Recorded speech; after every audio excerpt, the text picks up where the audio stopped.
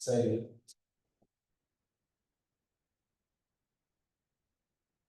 Chapter खत्म हुआ है बेस वाला। वो बेस का पोर्शन खत्म हुआ है। साउथ में कुछ चला है।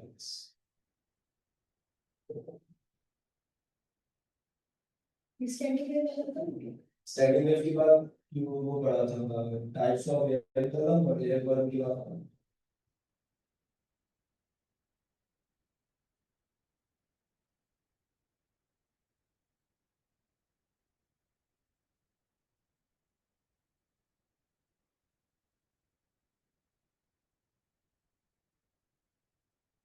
अच्छा देखो साउथ में तुम्हारे पास एक लॉन्गिट्यूडनल वेव है।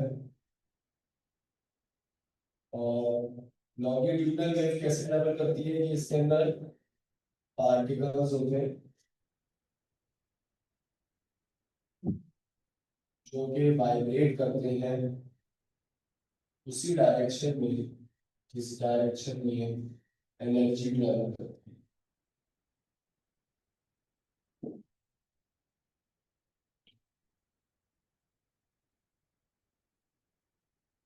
तो आपको नजर आ रहा होगा ये एक वो पोर्शन है जिसके पार्टिकल्स करीब करीब आ रहे हैं।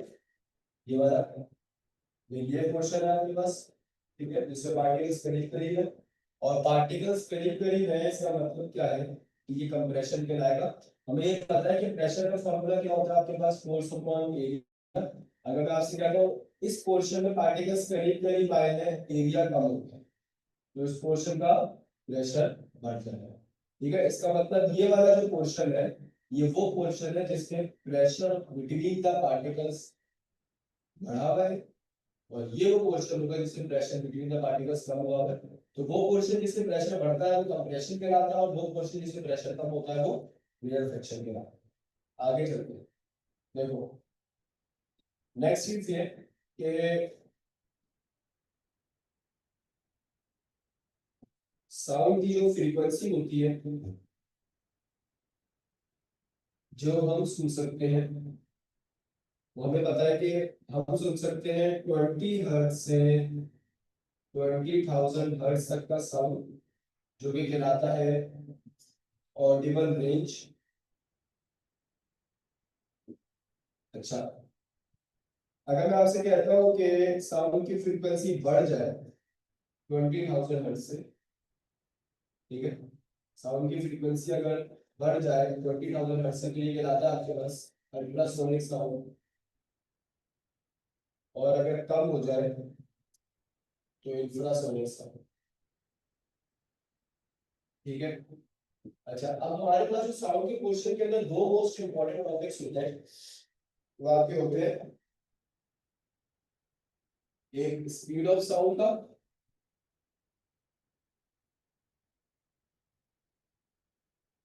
ठीक है और एक होता है आपके पास डॉपलर इफेक्ट। देखो स्पीड ऑफ साउंड के लिए जो स्पीड ऑफ साउंड का जनरल फार्मूला होता है वो होता ही है elasticity of medium divided by inertial probability. ये होता है इसका जनरल फार्मूला। और जनरल फार्मूले से मुराद ये है कि इसके ऊपर वर्किंग करेंगे तो जो ऊपर इलास्टिसिटी है उसको तुम लोग सेकंड ईयर में पढ़ते भी हो मॉड्यूलस ऑफ इलास्टिसिटी के नाम से। और जो इनर्शियल प्रॉपर्टी है ये कहलाती है आपकी डेंसिटी। तो ये मेरा है टॉपिक का फॉर्मूला नंबर 1। ठीक है क्या फॉर्मूला है speed of sound is equals to under times elasticity divided by density. अब सुनो इलास्टिसिटी का मतलब क्या है। मैंने भी आपसे कहा था यहाँ पे पार्टिकल्स करीब करीब आके टकराते हैं फिर फैलते हैं टकरा के फिर फैलते हैं। तो अगर मैं आपसे कहता हूँ कि ये काम बहुत तेजी से हो रहा है कि मॉलिक्यूल आके टकरा के फैलने टकरा के फैलने टकरा के फैलने बहुत तेज हो रहा है। इसका मतलब है कि मॉलिक्यूल्स के दरमियान जो लचकाहट है वो ज्यादा है। अगर मॉलिक्यूल्स के दरमियान लचकाहट ज्यादा होगी तो वो इजीली टकरा के फैलेंगे तो तुम्हारा स्पीड ऑफ साउंड बढ़ जाएगा। इसी प्रकार स्पीड ऑफ साउंड का डेंसिटी के साथ इनवर्स रिलेशन है, और जो पता है डेंसिटी किसके बराबर होती है, मास अपॉन वॉल्यूम के। एक चीज बहुत बढ़िया मैं बता दूं, तुम्हें ये पता होगा कि स्पीड ऑफ साउंड सॉलिड का सबसे ज्यादा होता है, फिर लिक्विड का होता है, और फिर गैस का।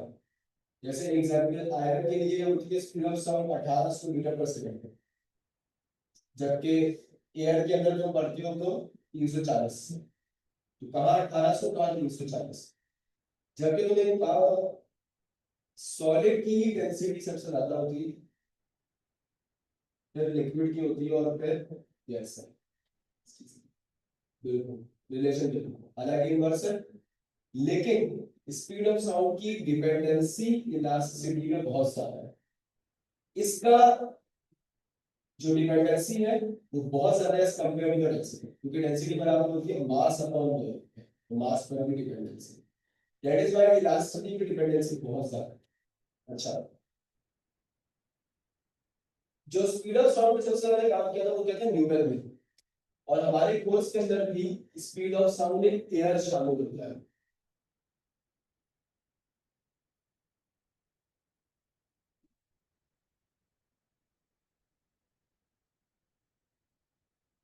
देखा एयर के अंदर हमारे पास स्पीड ऑफ साउंड का जो फॉर्मूला है वो ये है कि इलास्टिसिटी डिपेंड करती है स्ट्रेस के ऊपर डिवाइड बाय वॉल्यूमेट्रिक स्ट्रेन। अच्छा आप समझो भाई साहब, प्रेशर का फॉर्मूला है फोर्स अपॉन एरिया, और स्ट्रेस का फॉर्मूला भी फोर्स अपॉन एरिया। क्या फर्क है फिर दोनों में?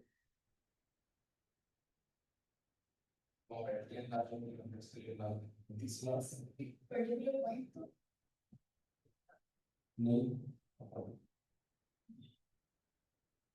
क्या फर्क है दोनों में? प्रेशर का फॉर्मूला है, अच्छा मुझे बताओ प्रेशर की कंप्लीट डेफिनेशन क्या है? ये तो हमें पता है कि फोर्स अपॉन एरिया होता है, इसकी कंप्लीट डेफिनेशन क्या है? ये कंप्लीट नहीं है।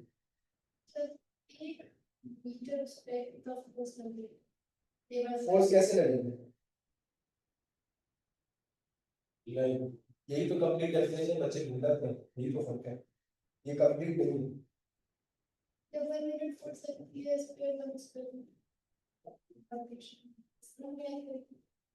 एक क्लास से ये बात समझाई जाती है कि normal force acting per unit area is best, यानी कि कितने डिग्री का एंगल होना चाहिए, 90 डिग्री का, ये बेस्ट है। ठीक है, अब आपको पता है अदर देन 90 डिग्री जैसे मर्जी फोर्स लगाओगे वो स्ट्रेस है, वो इतना सा अभी याद रहेगा जिंदगी भर। सही है, ये बहुत मामूली फर्क है। अब दोस्तों मुझे बताओ यहाँ पे स्ट्रेस का फॉर्मूला जो था जो मैंने पुट किया, फोर्स अपॉन एरिया ऊपर है। अच्छा मुझे बताओ नीचे क्या है, स्ट्रेन। स्ट्रेन क्या है, कितना चेंज आया with respect to origin, shape में चेंज आया। ठीक है, आप लोग किसी ऑब्जेक्ट के ऊपर फोर्स लगाओ और वो डीफॉर्म हो जाए, डीफॉर्म का लफ्ज सुना होगा, डीफॉर्मेशन आ जाए। तो अगर आप ये मेजर करना चाहते हो कि वो ऑब्जेक्ट कितना डीफॉर्म हुआ, दैट इज कॉल्ड कि आप स्ट्रेन मेजर। अब स्ट्रेन मुख्तलिफ तरह के होते हैं। अगर स्पीड ऑफ साउंड सॉलिड में निकालोगे तो लीनियर स्ट्रेन आता है, और लीनियर का मतलब वन डायमेंशनल, यानी कि लेंथ में चेंज आ रहा है। अगर आप एयर के अंदर बात कर रहे हो या किसी गैसियस मीडियम में किसी fluid medium, volumetric strain volume का change with respect to volume. तो मुझे मतलब यहाँ पे भी आपने वैल्यूज पुट करी, और ये जो पूरा फैक्टर बना that is called bulk modulus. ये होता है young modulus. Young modulus sound में होता है और सॉलिड में जो लीनियर चेंज आता है, ये है बल्क मॉडुलस। ठीक है, तो शेयर मॉडुलस होता है वॉल्यूमेट्रिक स्ट्रेन की जगह एरियल स्ट्रेन है, एरिया का छोटा। ठीक है, ये है। अब मुझे बताओ यहाँ पे ये बाइपोलर आया, इसकी वैल्यू उठा के मैं यहाँ कर सकता हूँ इक्वेशन नंबर 1 में। इक्वेशन नंबर 1 में यहाँ पर करें ये है अंडर रूट ई की जगह क्या पुट होगा, डिवाइड बाय, नीचे क्या आ जाएगा, डेंसिटी। ये जो फॉर्मूला बना है इसको मैंने क्वेश्चन नंबर 2 बना, ये है वो फॉर्मूला जिसके ऊपर न्यूटन ने काम करना शुरू किया। न्यूटन का जो फॉर्मूला है स्पीड ऑफ साउंड का, यहाँ से बनना शुरू किया। ये इससे पहले जो साइंटिस्ट थे थॉमस यंग, ये उसके ऊपर इसकी सारी बात हुई, जिससे हम लोग बल्ब मॉड्यूलस से या मॉड्यूलस का करने जाते हैं।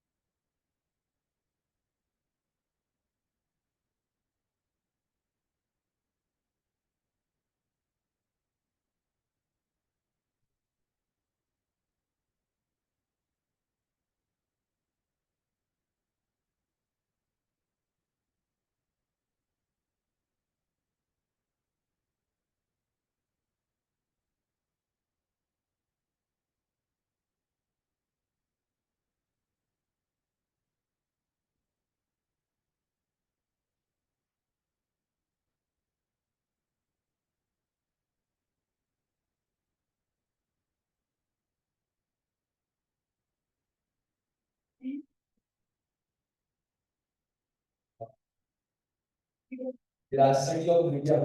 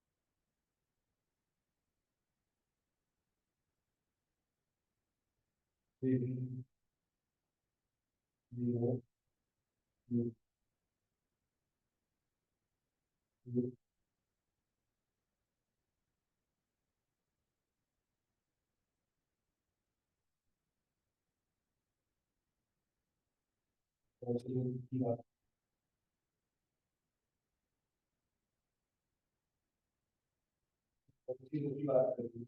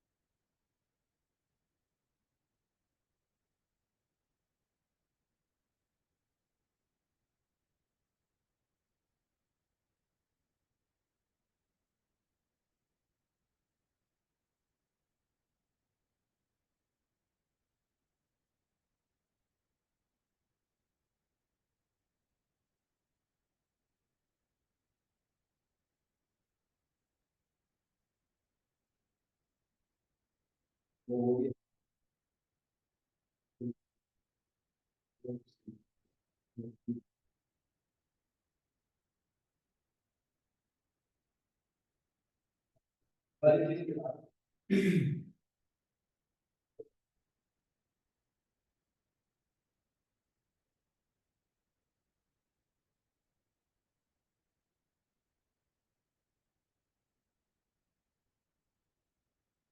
अब देखो भाई, अगर शुरू कर रहा हूँ Newton formula for the speed of sound, इसके चार पॉइंट्स है थ्योरी के। उन चारों पॉइंट्स को अच्छे तरीके से लिख लेना, क्योंकि उसमें से भी एमसीक्यू बना है। अब ये देखो, अब क्या हुआ सबका, न्यूटन भाई ये कह रहे हैं कि साउंड एक लॉन्गिट्यूडल वेव है, और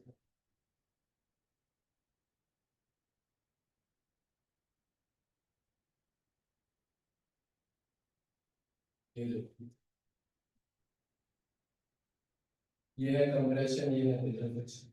अब सुनो, पहला पॉइंट न्यूटन की थ्योरी का, थ्योरी दी थी ना, लेब्लास ने फिर ठीक भी करी थी, वो इसमें मिस्टेक थी। तो न्यूटन ये कह रहा है कि भाई साउंड एक लॉन्गिट्यूडल वेव, और लॉन्गिट्यूडल वेव में क्या क्या बनते हैं, कंप्रेशन और रिफ्लेक्शन।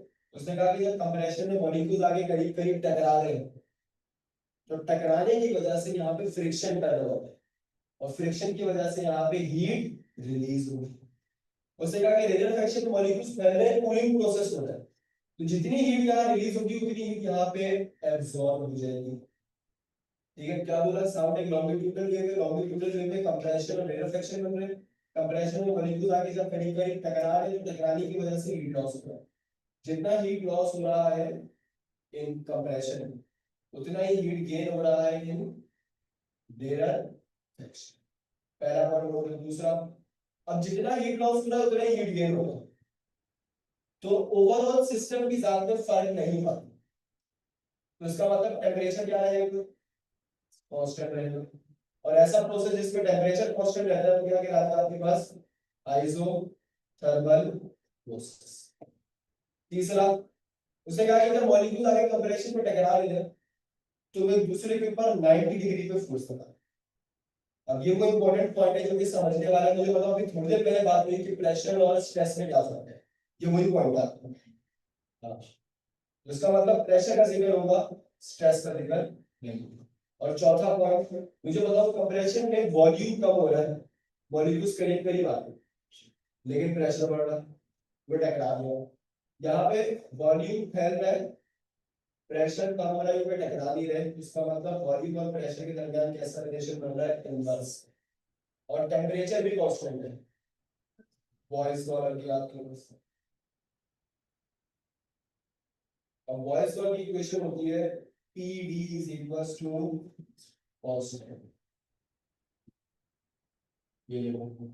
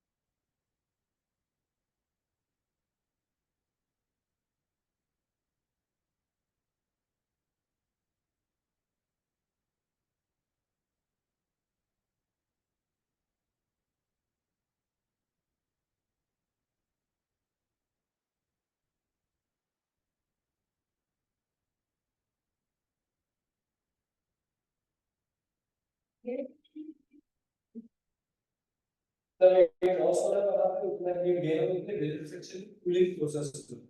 और आपको टेम्परेचर क्या है, रिफ्लेक्शन में कूलिंग प्रोसेस हो रहा है, आपको टेम्परेचर क्या रखना है, कांस्टेंट। जो जितना हीट लॉस हुआ उतना ही गेन कर रहा है।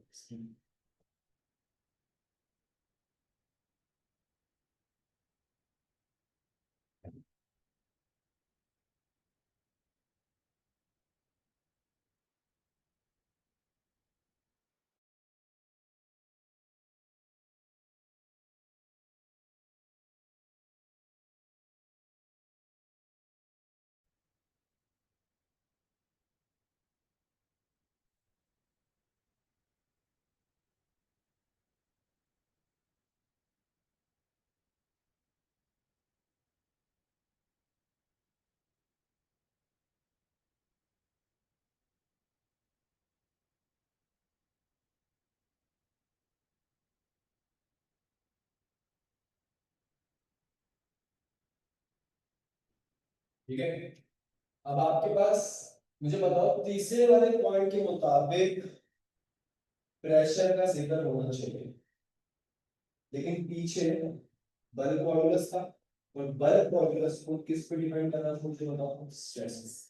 इसका मतलब ये हुआ कि मुझे कुछ चेंजेस करनी है, और वो ये कि बल्क मॉडुलस में स्ट्रेस की जगह किसको इंट्रोड्यूस करवाना है, प्रेशर को। तो इसका मतलब ये हुआ कि जो मेरी इक्वेशन नंबर 2 बनी है उसमें स्पीड ऑफ साउंड पे बल्क मॉडुलस की जगह क्या को करवा सकता हूं, प्रेशर।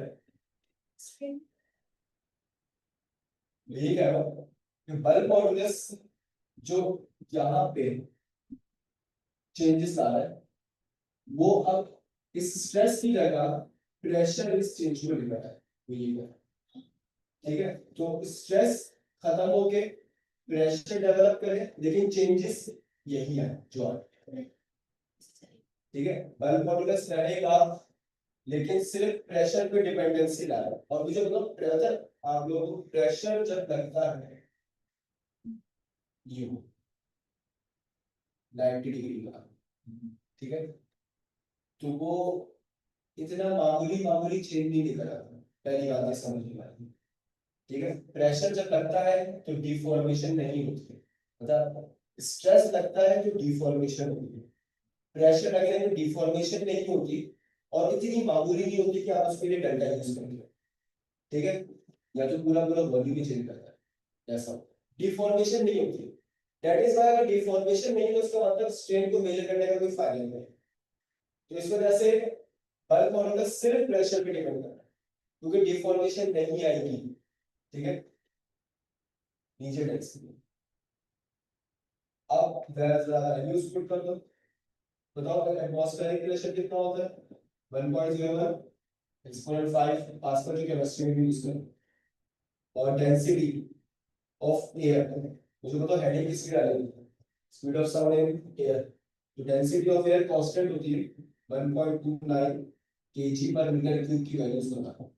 इन दोनों को उठा के आप जब यहाँ पुट करते हैं तो स्पीड ऑफ साउंड 279.8 आता है, इसको अप्रोक्सीमेट कितना कहते होते हैं, 280 मीटर पर सेकंड, जो कि बदलता है, क्योंकि इसमें कितने परसेंट का एरर होता है आपके पास, 16% का। अक्सर एमसीक्यू आते हैं कितने परसेंट का एरर है, तो मैं आपको बताता हूँ 16% का एरर आता है, क्योंकि करेक्ट वैल्यू है 332 या 340, इतनी आधी छेदी कभी नहीं है।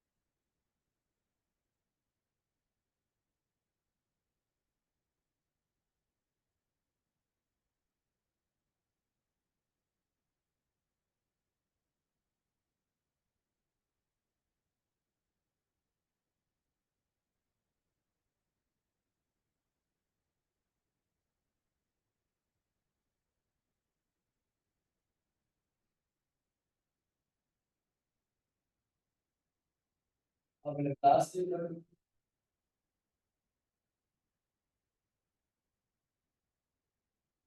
क्लास ने कहा कि नहीं, शुरू के 2 पॉइंट्स गलत है। क्यों? क्योंकि उसने कहा कि जब आप एयर के स्पीड ऑफ साउंड निकालते हो तो एयर जो है, देखो जुमले की शुरुआत कहाँ से होगी। एयर जो है वो क्या है मुझे बताओ। बेस्ट इंसुलेटिंग मीडियम है, और मुझे बताओ इंसुलेटर वो होते हैं जो कंडक्ट नहीं कर सकते। इसका मतलब इंसुलेटर है तो हीट का तो सिर्फ ये है बस तो सारा।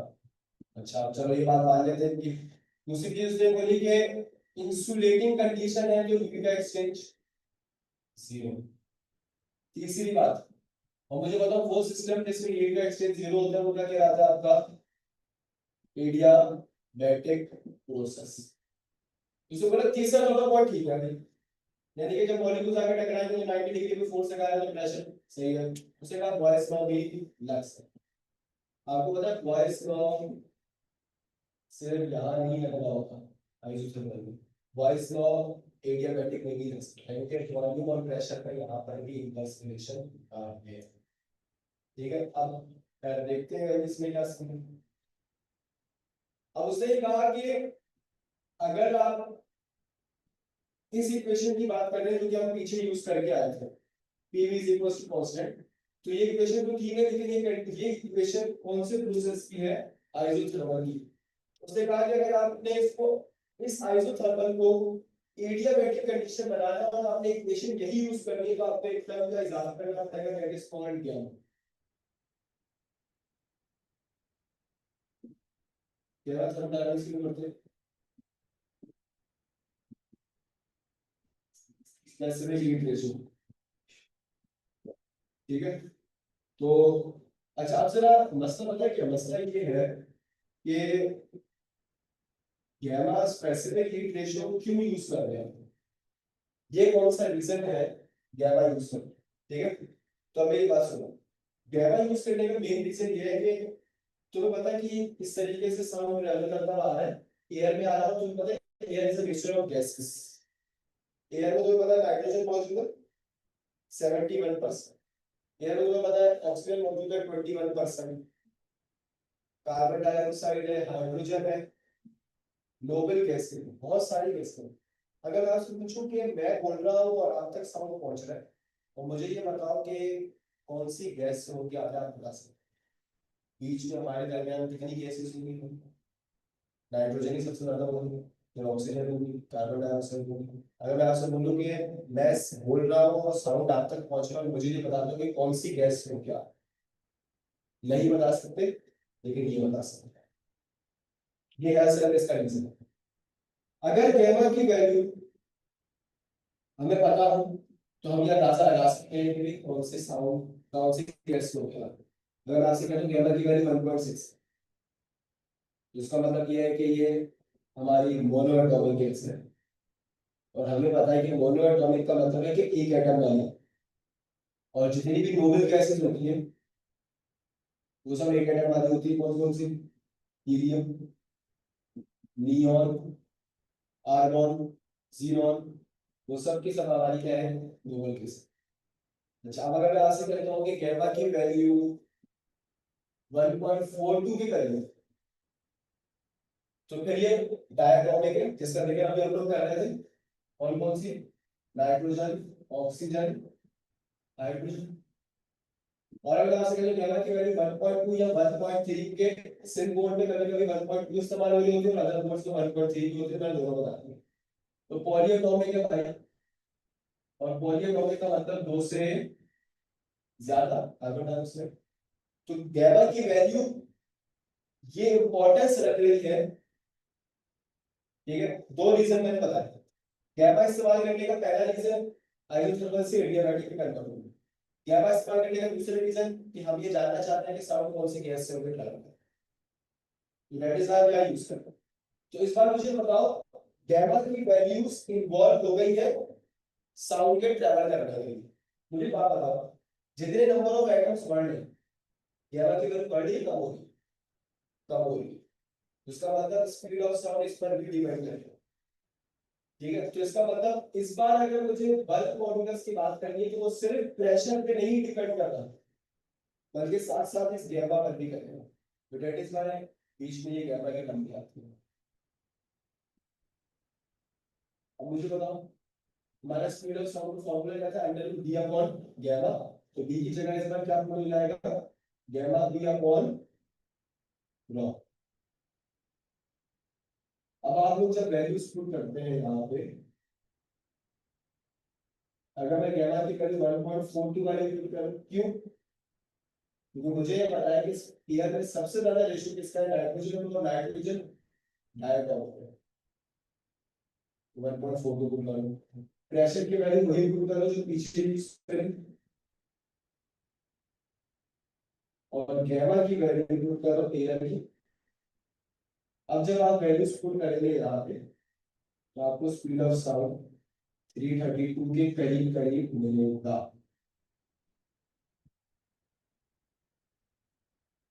मुझे बताओ, स्पीड ऑफ साउंड प्रेशर पे डिपेंड करना है?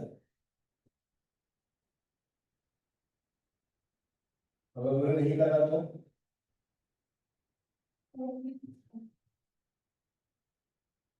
वैरी कर रहा है, चेंज हो रहा है, कैसे करेगा?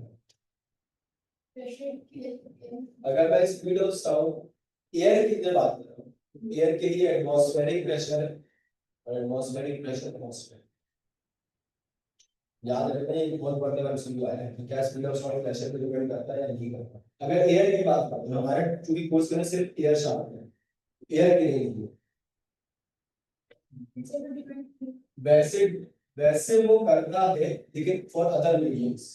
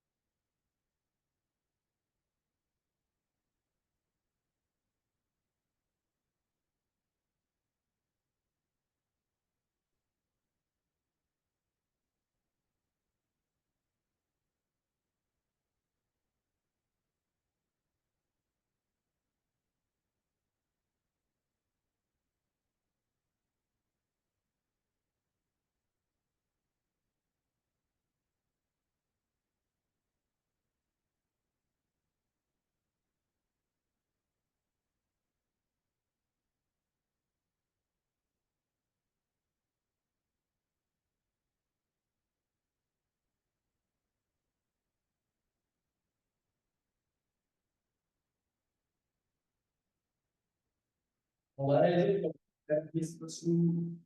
गैमा पी अपॉन रॉ, ये मतलब डेंसिटी किसके बराबर होती है, मास अपॉन वॉल्यूम के, वॉल्यूम ऊपर चला जाएगा, ये बना गैमा पीवी अपॉन मास। अब मुझे मतलब केमिस्ट्री के अंदर पीवी किसके बराबर होता है आपके पास, एन आर टी के। ठीक है, तो अगर मैं इस नंबर ऑफ मोल्स का फॉर्मूला ओपन करूं, नंबर ऑफ मोल्स का फॉर्मूला होता है mass upon molar mass into R. इस पूरे पीवी की जगह क्या हम बोल सकते हैं, mass over molar mass into RT. ये देखो, gamma mass over molar mass into RT divide by, नीचे किससे डिवाइड हो रहा है, मास। कैंसिल हो गया, तो ये क्या बना होगा, d equals to gamma R T divided by molar mass. अब ये जो फॉर्मूला बना आपके सामने, इससे दो तीन शॉर्टकट फॉर्मूले बन सकते हैं। पहला,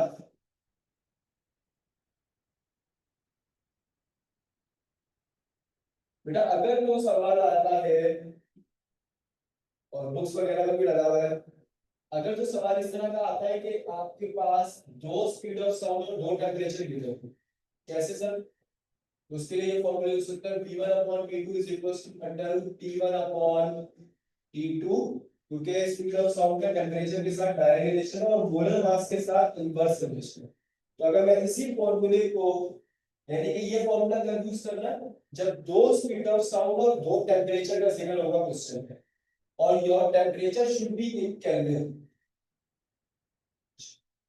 अगर मैं आपसे कहता हूँ दो स्पीड ऑफ साउंड और दो मोलर मास का जिक्र हो, तो चूंकि रिलेशन इनवर्स है, तो v1 के सामने m2 अपॉन m1, और molar mass should be in kg पर मोल, नॉट ग्राम पर मोल। वो गलती है जो बहुत कॉमन है। अच्छा, अगर सवाल इस तरह का आ जाए, the speed of sound in air at 10 degree Celsius is dash, अब कैसे सॉल्व करोगे, अब तो एक ही टेम्परेचर है, एक ही स्पीड है, तो कैसे सॉल्व होगा।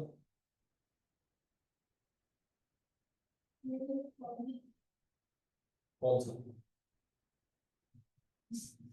हाँ क्या होगा उसमें,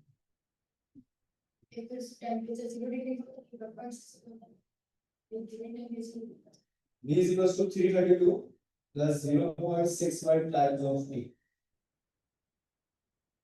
अब आगे 10 डिग्री सेल्सियस ग्राम, अब आगे इस फॉर्मूले में आप अपना टेम्परेचर डायरेक्टली डिग्री सेल्सियस में ही पुट कर सकते हो। तो देखो 332 plus 0.61 times of 10, 332 plus 0.6 multiply by 10 is 6.1, तो आंसर क्या बना, 338.1 मीटर पर सेकंड।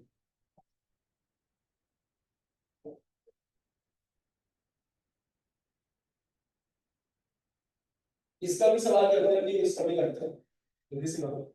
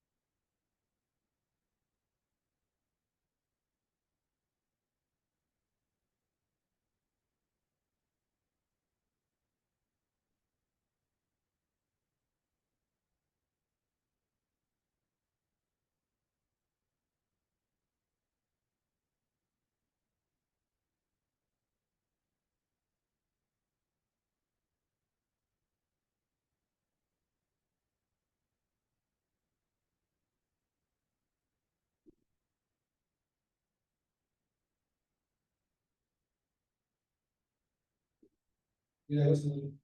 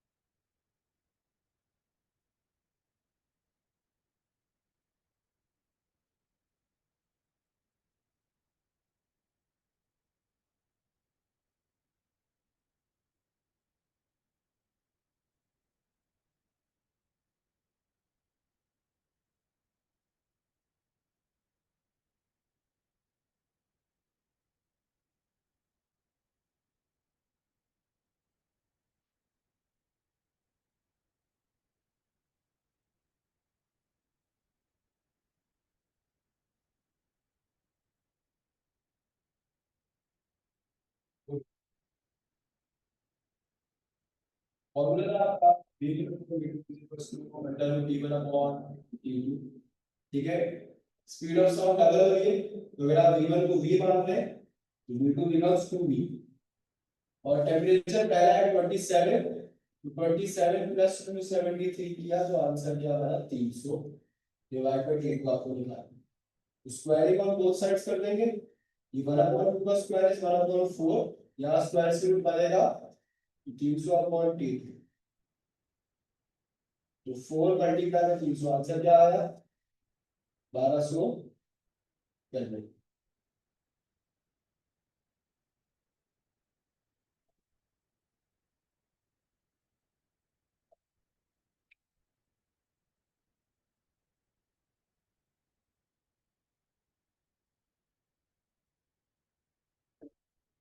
सही है। अब एक इस तरह का सवाल जो कि मोलर मास के लिए होता है, वो कैसे सॉल्व होगा। लेट्स सपोज अगर एक नर्स जो यूनिवर्सिटी है उसने मतलब 5 रुपए में इस तरह का सवाल दिया कि एक कंटेनर डायग्राम दी और उसको बोला कि इस कंटेनर के अंदर 4 तरह के मॉलिक्यूल्स मौजूद हैं। ठीक है, एक मॉलिक्यूल है हाइड्रोजन का, एक मॉलिक्यूल है ऑक्सीजन का, एक मॉलिक्यूल है नाइट्रोजन का और एक मॉलिक्यूल है कार्बन डाइऑक्साइड। तो कौन से वाले मॉलिक्यूल के लिए स्पीड ऑफ साउंड सबसे ज्यादा होगा।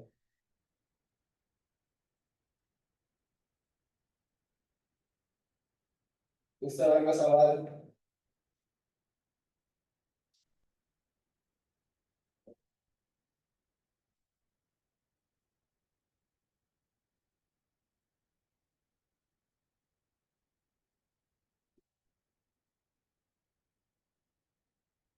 ऑक्सीजन, हाइड्रोजन और नाइट्रोजन, तीनों का एक ही होता है।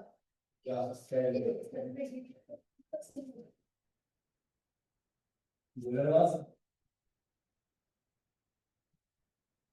Speed of sound molar mass के साथ इन्वर्स रिलेशन है।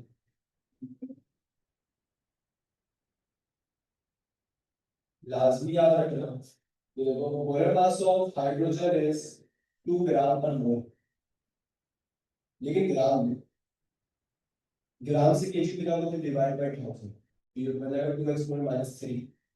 Molar mass of oxygen is 32 ग्राम पर, molar mass of nitrogen is 28 ग्राम पर मोल and molar mass of carbon dioxide is 44 gram। Inverse relation है, तो इसका मतलब अगर तुमसे ऑर्डर पूछ तो क्या बोलोगे हाइड्रोजन के स्पीड ऑफ साउंड सबसे ज्यादा, उसके बाद नाइट्रोजन, उसके बाद oxygen and then carbon dioxide. और चलेगा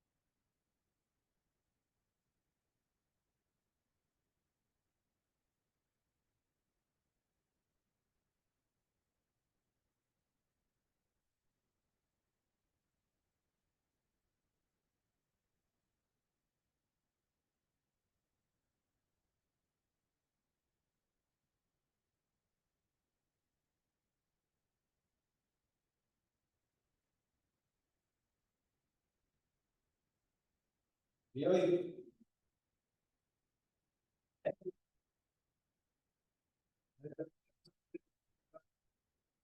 प्रॉब्लम है।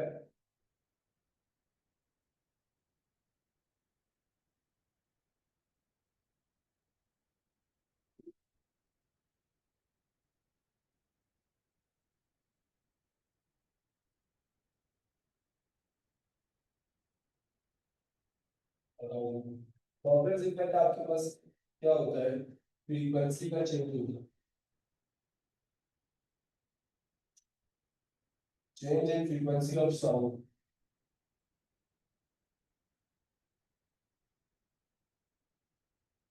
due to relative motion between source of sound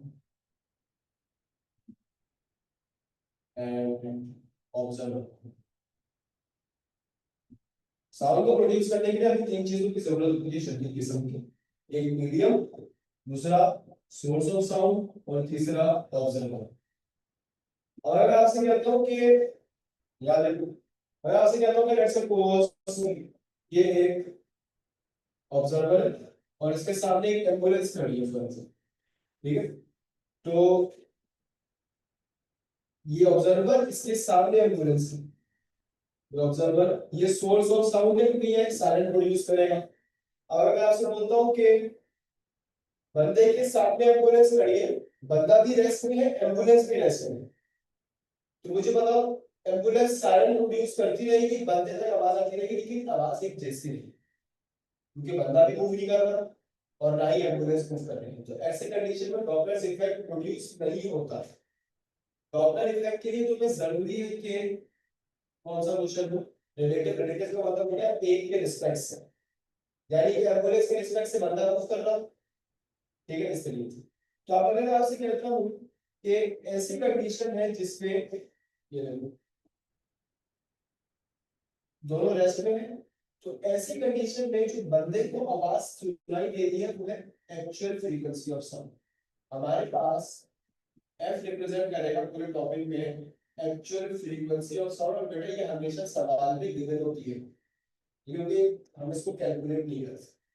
अब देखो अगली चीज, अब अगर आपसे कहते हो कि बंदा मूव करना शुरू कर दिया एम्बुलेंस की तरफ और मूव करते हुए फॉर एग्जांपल यहाँ तक आ जाए, तो अब उसको जो साउंड प्रोड्यूस होगा वो ये वाला होगा। तो अब जो फ्रीक्वेंसी होगी that is called F dash, apparent frequency. अब मुझे बताओ बंदा करीब आया है तो अपैरेंट फ्रीक्वेंसी ज्यादा होगी या एक्चुअल? अपैरेंट क्योंकि उसको ऊंचा साउंड सुनाई देगा।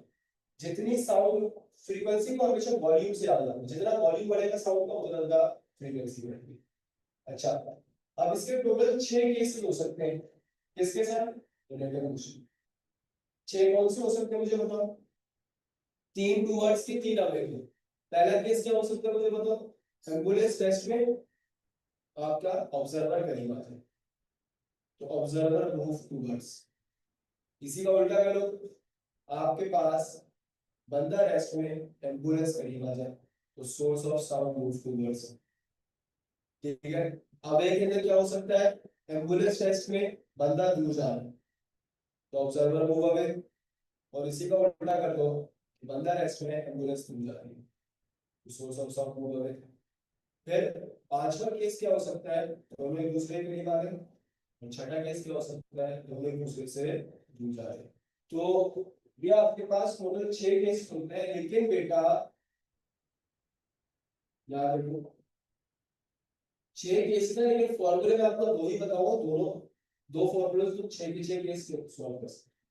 ये देखो f dash equals to v plus v not और v minus vs multiply by f, अगर टू वर्ड्स का कोई केस आया तुम्हारे साथ तो, और f dash equals to v minus v not upon v plus vs, अगर कोई अवे का केस आया। अब सुनो फॉर्मूले में क्या क्या चीज क्या क्या रिप्रेजेंट कर रही है, एफ डैश तो बता दिया ऊपर जो मेजर करते हैं, एफ बता दिया एक्चुअल, हमेशा सवाल में गिवन होगी। सर वी क्या है, स्पीड ऑफ साउंड, तो पीछे कैलकुलेट की, अगर क्वेश्चन में गिवन ना हो तो 340 मीटर, 340 जीरो डिग्री सेल्सियस, जो आम रूम टेम्परेचर 340, ठीक है। अच्छा v naught speed of observer, और v s speed of source of sound.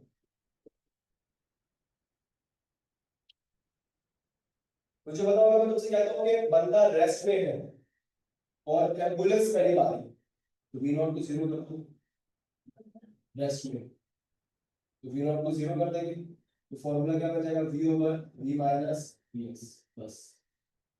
ठीक है, अगर आपसे कहता हूँ बंदा करीब आ रहा है एम्बुलेंस रेस्ट में, V S zero, V plus V not upon V, बस। तो टूवर्ड्स अब 3 केस बताए, तीनों से सॉल्व हो सकते हैं, अबे के 3 केस बताए, तीनों से सॉल्व हो सकते हैं।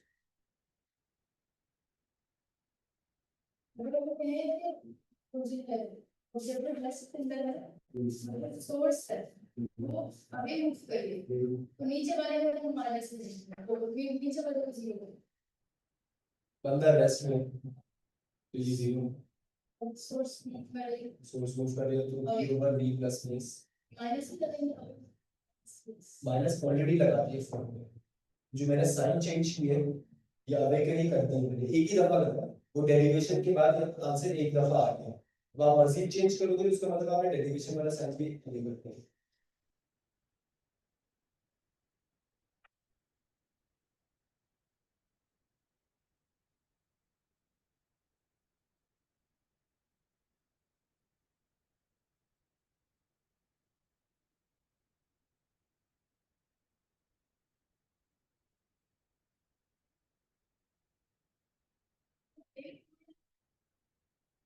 मैंने कहा है रिलेटिव क्वेश्चन, रिलेटिव का मतलब होता है एक के रिस्पेक्ट से,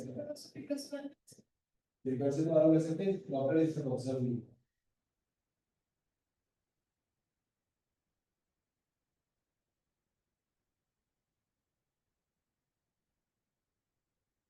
फ्रीक्वेंसी डिग्रीज तो होगी, ओके, डॉपलर इफेक्ट के रिस्पेक्ट से नहीं होगी, यानी कि फॉर्मूला के मुताबिक अनप्रेडिक्टेबल होगी।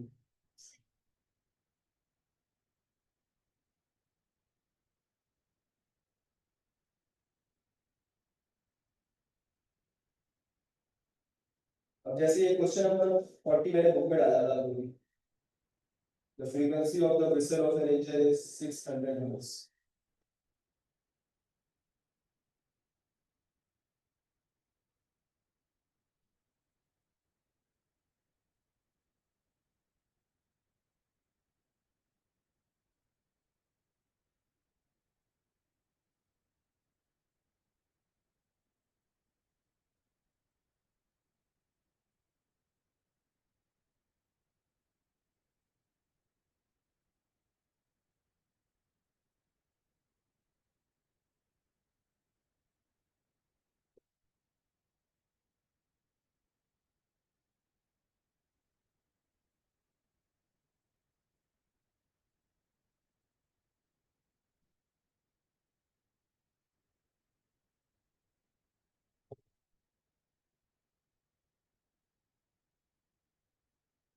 क्वेश्चन 40.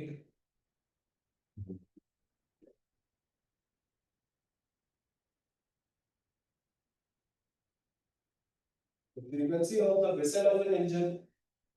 कह रहे हैं क्वेश्चन के अंदर फ्रीक्वेंसी दी है 600 हर्ट्ज इंजन की, और इंजन मूव कर रहा है कितनी स्पीड से 30 मीटर पर second. Speed of sound question में दी है 330, and we have to find out. मुझे बताओ ऑब्जर्वर रेस्ट में है, स्टेशनरी ऑब्जर्वर सेक्टर में.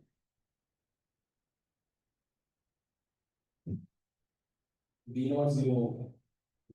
ये देखो 330 अपॉन 330 माइनस 30 मल्टीप्लाई 600.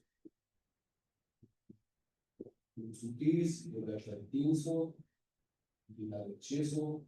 1 जा 2 जा 660.